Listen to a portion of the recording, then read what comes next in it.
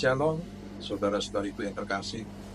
Perkenankanlah pada kesempatan ini saya membawakan sebuah renungan dengan judul Makna Amanat Agung. Setiap menjelang misa berakhir di gereja, maka imam akan selalu mengucapkan, "Pergilah kamu diutus." Ternyata kalimat itu adalah cuplikan dari ayat kitab suci yang disebut amanat agung. Saat itu, Yesus memberi perintah kepada para rasul yang isinya seperti yang tertulis pada Matius 28 ayat 19-20, yaitu, "Karena itu, pergilah jadikanlah semua bangsa muridku, dan baptislah mereka dalam nama Bapa dan Anak dan Roh Kudus.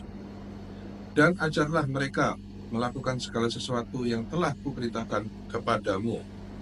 Dan ketahuilah, aku menyertai kamu senantiasa sampai kepada akhir zaman."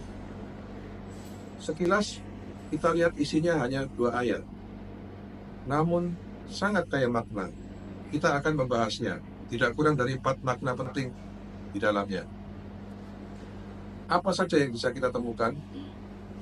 Kalau kita baca pada KGK nomor 74, Allah menghendaki supaya semua manusia diselamatkan dan memperoleh pengetahuan tentang kebenaran.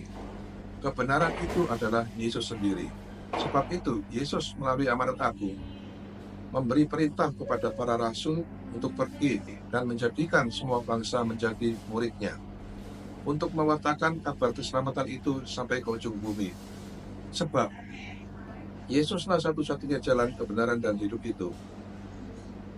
Makna berikutnya, Yesus menetapkan formula baptisan, yaitu, "Dan baptislah mereka dalam nama Bapa dan Anak dan Roh Kudus." Formula inilah yang dipakai oleh Gereja Katolik hingga saat ini. Makna berikutnya adalah Yesus memerintahkan kepada para rasul untuk melakukan segala sesuatu yang telah Dia perintahkan kepada para rasul. Dengan demikian, ajaran yang kita terima di Gereja Katolik adalah warisan ajaran Yesus kepada para rasul.